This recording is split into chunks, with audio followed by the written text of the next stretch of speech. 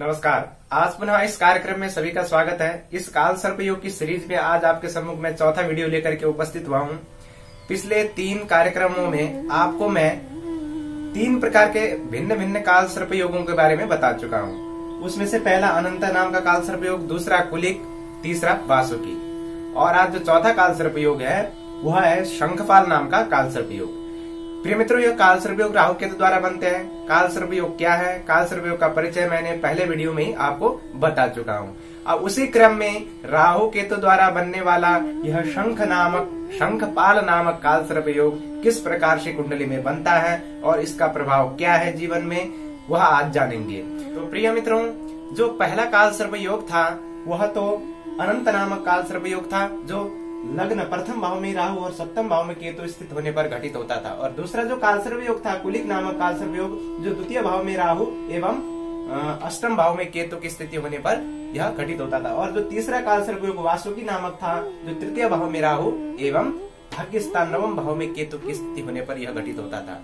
उसी प्रकार से उसी क्रम में आज जो शंखपाल नाम का काल सर्प योग है वह किस प्रकार से होता है तो उसको जानते हैं। तो ये शंखपाल नाम का काल सर्प योग जो है चतुर्थ भाव में राहु एवं दशम भाव में केतु की स्थिति होने पर घटित होता है। चतुर्थ भाव में राहु, दशम भाव में केतु हो किसी भी जन्म कुंडली में और उसके मध्य में सारे ग्रह आ गए हों तो इसको शंखपाल नामक काल सर्प योग कहते हैं। तो मध्य में कहने का मतलब चतुर्थ में राहु, दशम में केतु, पंचम, षष्ठ, सप्तम, अष्टम और नवम भाव यानी 5वां, 6वां, 7वां, 8वां और 9वें घर में ही ग्रह बैठे हों, यानी इनके साथ कोई भी ग्रह नहीं बैठा हो तभी यह शंखपाल नामक काल सर्प योग होता है। यदि इनके साथ कोई भी ग्रह बैठ गया और इनसे बाहर कोई भी एक भी ग्रह आ गया तो यह काल सर्प दोष नहीं माना जाएगा। तो प्रिय मित्रों, इसको जानिए आप।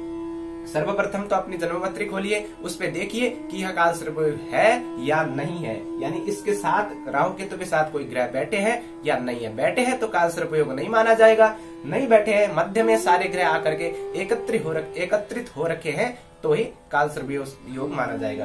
तो मित्रों, जानते हैं, हमने जान लिया कि शंखपाल नामक काल सर्प योग किस प्रकार से घटित होता है, कौन सी स्थिति होने पर, और उसमें जो राहु और केतु चतुर्थ और दशम से संबंध बनाते हैं तो इस काल सर्प योग का प्रभाव क्या रहता है इसको जानते हैं। जैसा कि आप जानते हैं, चतुर्थ भाव से भूमि, भवन, वाहन, मातृसुख, जीवन में मिलने वाला हर प्रकार का ऐश्वर्य और सुख का विचार किया जाता है। तो वहीं पर जो दशम भाव से कर्म का विचार किया जाता है, प्रोफेशनल लाइफ का भाव है वह दशम भाव, यानी सेटलमेंट का घर है। आप किस प्रकार का काम करते हैं, किस कार्य से आप धनार्जन करते हैं या किस क्षेत्र में आप कार्य करेंगे और किस क्षेत्र में आप ख्याति प्राप्त करेंगे, उससे हम दशम भाव से देखते हैं। तो राहु सुख भाव में और केतु कर्म भाव में स्थित हो और उसके एक ही तरफ यानी मध्य में सारे ग्रह आ गए तो अन्य जो मध्य में आए हुए ग्रह हैं वो निर्बल हो जाते हैं। जैसा कि मैंने आपको पहले कार्यक्रम में बता चुका हूँ कि काल सर्प योग यह होता है कि राहु के मध्य में सारे ग्रह आने से जिस भाव के वह स्वामी बने हैं, जिस भाव का स्वामित्व उनको मिला है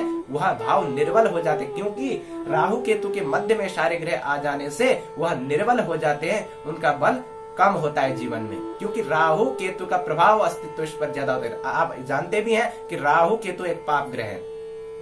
तो यहाँ पर चौथे घर में बैठा हुआ जो राहु और दशम भाव में बैठा हुआ केतु, उसके मध्य में आने से शंखपालक नामक काल सर्प योग हुआ। ये शंखपालक नामक काल सर्प योग से जीवन में इसका क्या प्रभाव है, यानी कि क्या इसके दुष्परिणाम है, उसको जानते हैं। तो चतुर्थ में राहु, दशम में केतु, शंखपालक नामक काल सर्प योग, इससे क्या होगा कि भूमि, भवन, वाहन, इन चीजों को जीवन में पाने में, इन चीजों को हासिल करने में काफी संघर्ष करना पड़ेगा। इन चीजों का सुख नहीं मिल पाता है, यानी कार्य क्षेत्र में भी हमेशा बाधा आती रहती है। जिस क्षेत्र में आप कार्य करते हैं उसमें कुछ ना कुछ अपने से बड़े लोगों से उलझ के वहाँ पर आपको कुछ न कुछ बदनामी की जा सकती है, यानी कि जीवन में कलंक लगने का भी अधिक संभावना इस काल सर्प योग में देखा गया है। यानी कार्य क्षेत्र में हमेशा कुछ न कुछ बाधा आती रहती है, यानी कार्य क्षेत्र में कर्म भाव में केतु बैठा हुआ है, वहीं पर स्वास्थ्य में भी हानि होती रहती है।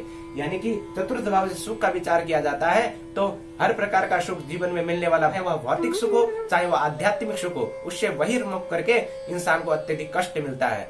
यानी कार्य क्षेत्रों में बाधा, भूमि, भवन, वाहन, मातृसुख में भी कमी और यानी मम्मी से अपने ही मातृ से कम बनना, मातृसुख में कमी रहना, मातृ के स्वास्थ्य में हमेशा समस्या आती रहनी, यह समस्या यह राहु केतु के द्वारा जो चतुर्थ और दशम में स्थित होने पर यह काल सर्प संघ पालक नामक काल सर्प होने पर देखा जाता है। वहीं पर राहु की 5वीं दृष्टि जो है अष्टम भाव में पड़ती, दीर्घकालीन कोई न कोई रोग यानी चोट चपेट लगने की संभावना भी जीवन में अधिक रहती है, जिससे धनहानि होती है। और उसी प्रकार से जो केतु की 5वीं दृष्टि द्वितीय भाव पैतृक संपत्ति पर पड़ेगी, पैतृक संपत्ति के मामले में झगड़ा अधिक रहता है, यानी भाइयों से कम बनती है, भाई बहनों से भी अच्छा संबंध नहीं देखा गया है काल सर्प होने पर। हालांकि यहाँ पर और यहाँ पर चतुर्थ और दशम भाव में अपने मित्र राशि में यह बैठे हो तो कुछ हद तक यह कम करते हैं, यानी कि कुछ हद तक यह फायदा भी देते हैं, इंसान को उच्च पद पर पहुंचाते हैं। परंतु उच्च पद पर पहुंचते हुए भी उस जातक को हमेशा कुछ न कुछ बदनामी एवं कुछ न कुछ समस्या आती ही रहती है। तो यह संघ पालक नाम काल सर्पयोग होने पर यह चीज होता है। अपनी जन्म कुंडली खोलिए, देखिए यह काल सर्पयोग है तो इसका समय पर राहु केतु की महादशा या इनकी किसी ग्रह की दशा में इसका अंतर आते हुए इनका उपाय करिए। और इसका उपाय के लिए आप एक और दूसरा उपाय भी कर सकते हैं कि राहु काल के समय में किसी भी देवालय में जाकर के सायं काल में एक चौमुख दिया यानी सरसों के तेल का चौमुख दिया जला सकते हैं और वहां पर ओम राम राहवे नमः इस मंत्र का यथासंख्या जप करके आप राहु देव से प्रार्थना करके आ सकते हैं। और उसी प्रकार से भगवान शंकर का नित्य रुद्राभिषेक करें। इतना समय नहीं है तो नित्य शिवलिंग पर जल चढ़ाइए और ओम नमः शिवाय का जाप भी आप कर सकते हैं। और यह करने से आपका यह संघ पालक नामक काल सर्प योग में कुछ हद तक फायदा मिलेगा, यानी शुभ फल की प्राप्ति होगी। तो राहु केतु का विधिवत रूप से इनकी संख्या जितनी है उस हिसाब से इनका मंत्र जप करा के हवन मार्जन और तर्पण कराएं और किसी तीर्थ स्थल में ही यह उपाय करें, जिससे यह संघ पालक नामक काल सर्प योग का निवारण हो सके।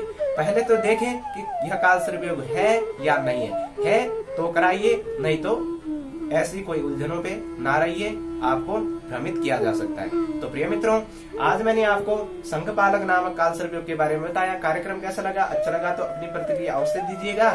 अधिक से अधिक इस वीडियो को शेयर करिएगा। अच्छा लगे तो चैनल को सब्सक्राइब भी करिएगा, जिससे अगले आने वाले वीडियो आपको सरलता से प्राप्त हो सके। तो प्रिय मित्रों, अगले कार्यक्रम में मैं एक पुनः नए विषय को लेकर के इसी काल सर्प योग की सीरीज में दूसरा एक नया वीडियो लेकर के उपस्थित हूँ।